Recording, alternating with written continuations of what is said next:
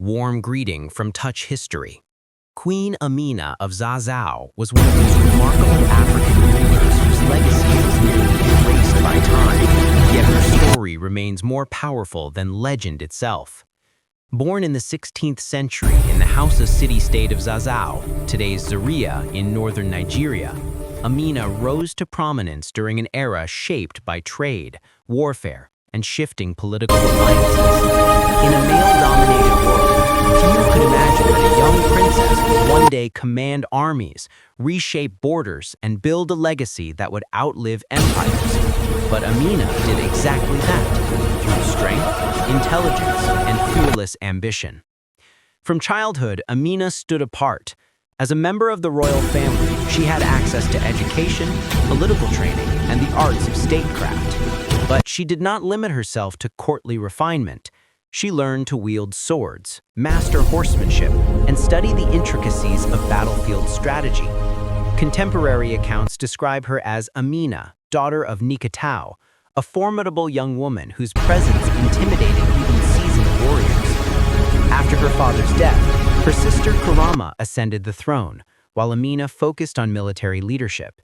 She did not seek power through politics. Instead, she earned it on the battlefield. Within just 8 years, she had become one of the most respected military commanders in the entire region. When Queen Karama passed away, the throne came to Amina, not as a gift of royalty, but as the natural rise of a leader already feared and admired across Hausa states. As queen, Amina wasted no time. Her first move was to reorganize, expand, and modernize the army.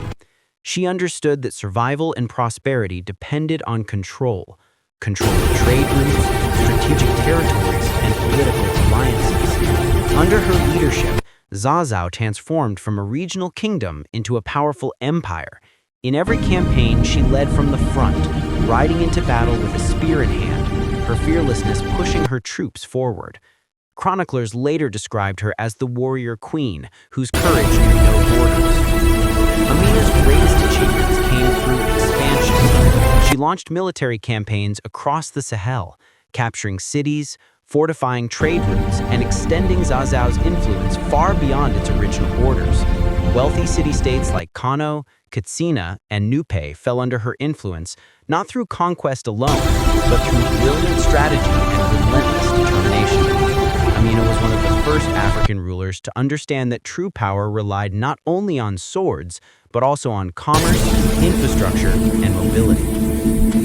Her name is most famously linked with the Amina Walls, massive earthen fortifications built around key cities and trade centers. Known as Gunua Amina, these walls served as both defense systems and symbols of authority. The remnants of these structures still stand across northern Nigeria, testifying to her vision of security, urban planning, and statecraft. They were not merely walls, they were declarations of strength, identity, and sovereignty. Her reforms within the military were equally groundbreaking. Amina revolutionized the use of cavalry, employing fast-moving horsemen and lightweight spears that gave her armies unprecedented speed. She adopted guerrilla-style tactics and reorganized troops into specialized units, a military innovation rare for the region at the time. Soldiers viewed her not only as their queen, but as the embodiment of courage, a leader who would rather die in battle than retreat. Yet Amina was more than a warrior. She was an extraordinary political leader.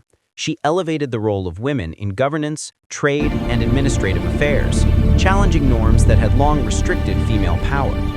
Folklore and oral tradition often portray her as a proto-feminist icon, an early reminder that leadership is not defined by gender, but capacity, vision, and resolve.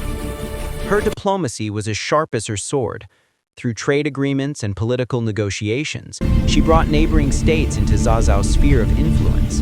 The expansion of trade, especially in salt, textiles, horses, and metal goods, made her kingdom one of the wealthiest in the region.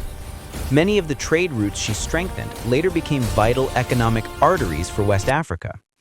The exact circumstances of her death remain uncertain. Some accounts claim she was killed in battle, others suggest she died during a military expedition far from home.